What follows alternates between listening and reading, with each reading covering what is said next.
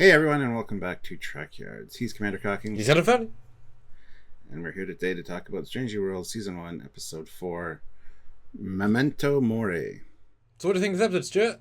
Have they lightning the bottle for a fourth time? Yeah, this kind of had a Balance of Terror vibe to it. Very much ship battle, kind of darker. Again, they made Lon more dislikable, so good job on that. Other than that, I mean, it was good. I enjoyed it. Wasn't a fan of the Gorn ship designs, but we'll talk about that in a separate video, I'm sure. But overall, pretty good episode, and got to see a little bit more of the Enterprise. It was good. Yes, I think they did catch lightning in the bottle again. How about you? I liked it, but these all have a gentle but. I think they try to do too much, and by doing too much, no one storyline worked as well as it should have.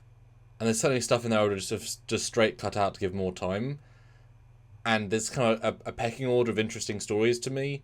And the Gorn is the most interesting story. But a lot of the other stories I had zero interest in. So when they kept coming to them, I'm like, you're wasting time. For me, anyway. It's weird to see an episode where you mentioned Balance of Terror, where both Balance of Terror and Star Trek 2 both did it much better. So it's a overly crammed yet less well told version of those things that don't, you know what I mean? So it's like it's good, but those were both better. It's alright, it's okay, but I think it's just way too many subplots. I think it really distracts from the main plot. And I did watch a reader straight after, so I will discuss the Gorn stuff. I have just relived that, so we can discuss Gorn in a minute. Yeah, it's almost like they're trying to tell TOS type stories, but with a TNG structure with different subplots. And it didn't really work in this case. It's doable for sure, but yeah, again, the thing that bothers me is, okay, let's take number one out of the equation. Let's make her useless yet again, and let's make Lon really more dislikable. So, all right, you did it. Good job, guys. I wouldn't necessarily agree with that, but we come from different points of view on her anyway. So, fair enough. Yes, I don't know. I wish they would have focused more on the main plot as well. That being said, the Hemmer and Uhura stuff was all right, but again, not really needed. But we did get to see the main cargo bay.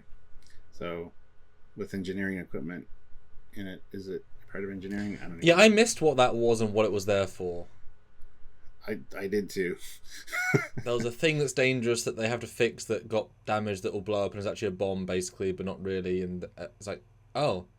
The number one storyline, might as well get that out of the way. She gets injured and gets knocked out, and then is fine because M'Benga has given her. And they ran out of plasma. Seriously, like, I get it. You have casualties, but you're a ship that's designed to go on long-term exploration missions in space. You think you'd have enough equipment and supplies, including plasma. I was actually fine with that in this context. Because they said we haven't got our not replicator but material creator. They used a new word for it I've never heard of.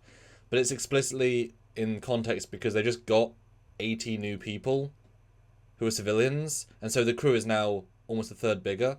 And if those people got injured in the corridor and they've all come in rushing into Sickbay, you know what I mean? You're not designing Sickbay around a 500-person crew, designing around a 230-person. And so I thought that was actually an okay way of creating scarcity. But then again, that's Starfleet's mission to save people. That's why they have evacuation limits on ships, which also means you should have enough medical supplies for just such an emergency. And given how bigger the ship is, the TOS Enterprise, it's massively bigger. It has way more space to have stores of supplies.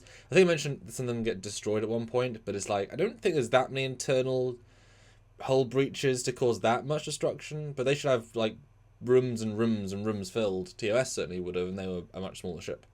Who thought for a second, though, when M'Benga says all the medical systems are down, it's like, oh, your daughter's dead. Good job. All right, moving on. Oh, that's true. I don't know if anybody noticed that, but anyway. I mean, you would assume they'd have, as I said last week, the pattern buffer have an emergency power supply. Because certainly all the lights were still on. Like, the ship from the exterior looked significantly damaged, but inside they kind of kept away from the trope of going too damaged. And they kind of sort of stepped away from the discovery thing of just the fireballs, and they had one or two, but to sort of set up the point, but not to kind of go overboard. That's true. I guess his daughter's dead now, because medical transporter, part of the medical supplies, part of the medical devices. Yeah, that's sad. Part of the sickbay systems. That being said, I mean, they heard the grinding and crunching of metal essentially in Sickbay, which is fine. Sickbay is like on deck 6. It's in the middle of the saucer. It's in like one of the safest parts of the ship. Not a big deal, but just thought I'd point that out. So that's the whole number 1 story. And there are no thoughts because there's no story there. Exactly. I mean, it's just have her be injured and taken to sickbay, and then you cut. You don't need anything else with her. None of the other stuff was important. I'm shocked there's much screen time. Completely superfluous. And I think that the hammer and it was so amazingly pointless. I know it was to make a bomb by failing, but every scene, that's what I referred to earlier, you cut to it and I tune out because nothing here is interesting to me. Neither character was well served. Neither character looked good. Yeah, the most of that story wasn't exciting to me. The best part was the beginning where he's like, "What does this thing do? It's an air filter." Oh, then the cadets never read their material. Well, no, it's designed by this person, first used here, da da da da. Like she had everything about it. And then to simplify at the end, she said, "And it filters air." So I gave you the quickest answer first, but okay, if you want me to get into it. I thought that was good, but that's all that was really needed for that, honestly. Yes, and we still just learned him as a gruff man and her as clever. Like, there's nothing really tangible gained there. I'll forget these scenes as quick as I've learned them. So those 2 things, cut them right out. Now, apart from that, then you have the A story, which was reasonably engaging, but it was also too many pieces. You had a decent chunk of time with the colonist intro bit, and a decent amount of time in sort of their Gorn then a big chunk in the nebula where it kind of takes the pace down. Then a shuttle sequence with a flashback sequence, mind meld. Then another escape sequence, then an end sequence. It is a lot of strong. I mean, it was a long episode, so it had the space, but it was so bitty. Whereas like Balance Terror, super focused, super engaging. Mutara Nebula, like that's the last third, and it was much better done than this, and it was probably about 40 minutes as well. It was simpler. Now I will give them 1,000,000,000% credit, Stuart. Another confirmation, not a Windows view screen, because not once do we see the clouds from inside the bridge. Not a single cut to the view screen is it a window. It's always a view screen, because guess what? That's useful, even though you think in this situation a window would be useful, but it's not a window; it's a view screen. So they've even more evidence, which is phenomenal. So good job. Yeah, and you did see a window view of the Gorn ships communicating, which was clearly communicating. I didn't need like all this build up to Spock not knowing what it was. Why are they flashing at each other? To her being like they're messaging. Obviously, I noticed that right away. That was another annoying thing to me. And also, you have things that can communicate without light. They didn't say communications were down in the nebula. Why would communications between... Why would ultra short range? Maybe that's just how the Gorn do it. I don't know. It felt so... Like it actually had to hit their hull, so if you miss it by 1 degree, they won't see it. I mean, what an inefficient... Maybe... Like, they didn't even damage those ships, it wasn't even a case of... I did not hear in the dialogue, it'll disable communications. That's the other thing. I mean, the Gorn ships, the smaller ones, why spinny, stop. I hate that trope with a lot of spaceships. And also the fact that the big Gorn ship is pretty much almost kind of the same design as the smaller ones. Like, have a different class of ship come in. Gorn ships have been represented so differently over the course of FASA, Starfleet Command Volume 2, even the remastered TOS, and now these. It's like, pick one, guys. I think every other iteration of a Gorn ship looked better than these ones, but that's for another episode, for sure. And it's just funny, when we watch Arena, which is canon, that's their baseline. The point of them is that the Gorn are slow moving, so it's kind of funny to have them be slow moving and then their ships be obscenely agile. A slight contradiction. Is excessive, and the designs weren't good by any means. They were very just... It reminded me of like Zindi or something. Sort of creature alien ship of unknown scale and size and dimension.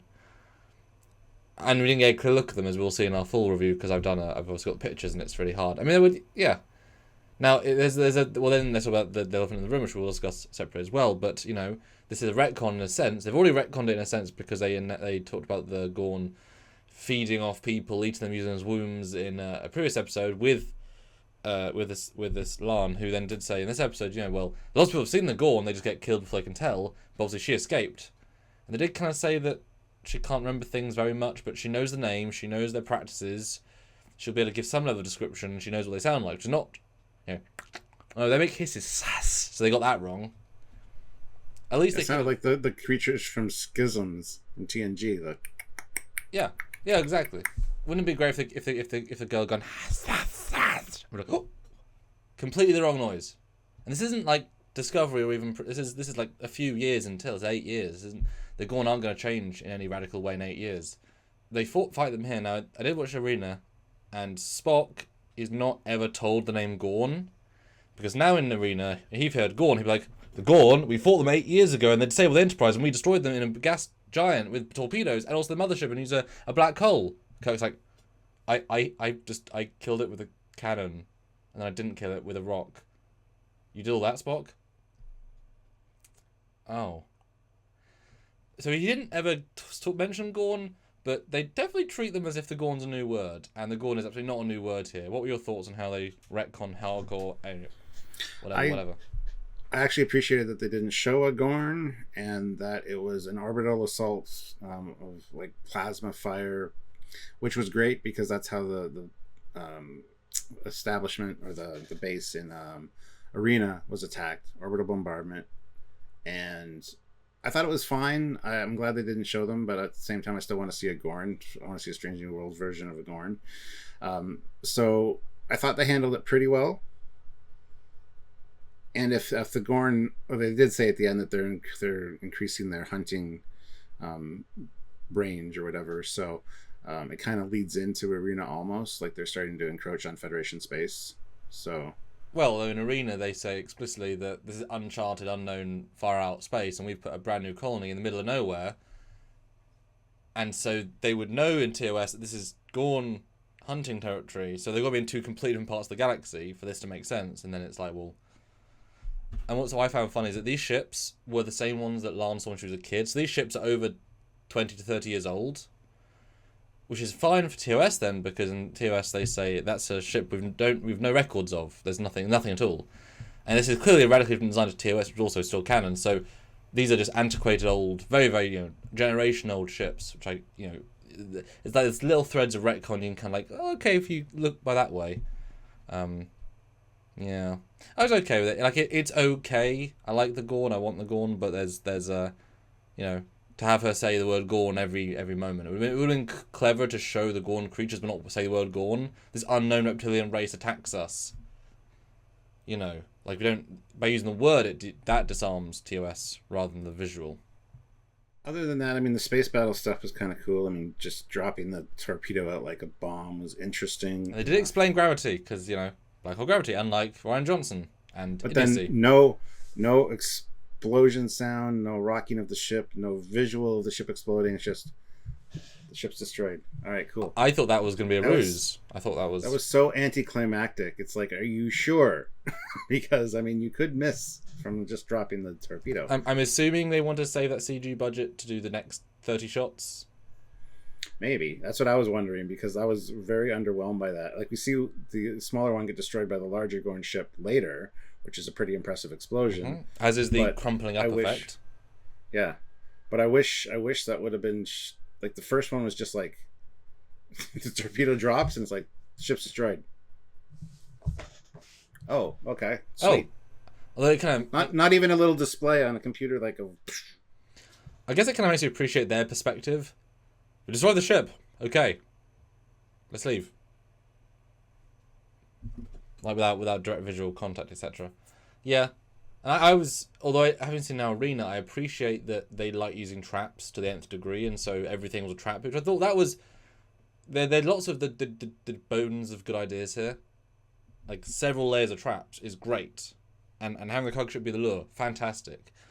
But it didn't come together properly, and I needed more time and more focus, even though it felt quite focused, but yeah, but it still wasn't at the same time.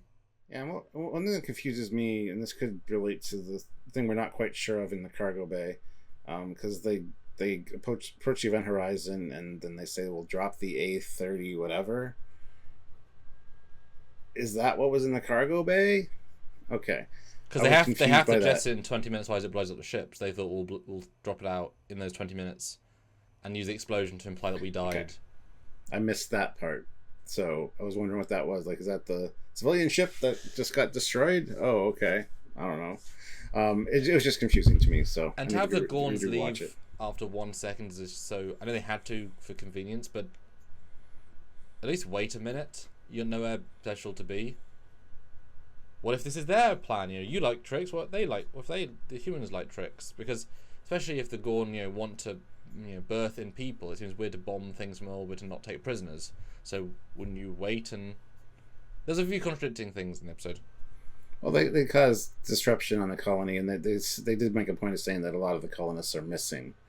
They just have disappeared. So, how would you put it compared to the first three then? Not the worst episode. My gut says 3 out of 4. The third best. Yeah, that's kind of where I'm thinking as well. Okay, we'll tune in for a full breakdown, scene by scene, because there's a lot of scenes, a lot of things to break down. Tonight, join us. Let us know your thoughts, your consideration, and vote in the polls, because we'd love to hear your specific thoughts if you join in. That's right. So like the video, subscribe to the channel, do all that stuff, and comment down below. And yeah, come and see us, because we want to see you. We do. So. And support directly if you can via PayPal, Patreon, join the channel on YouTube, or super chatting as well in the lives. All great, all amazing, and free ways, of course, to subscribe. It makes a difference. It does. That's right. It is. So until next time, he is Commander Cocky. He's Foley. Bye, guys. Bye, everybody.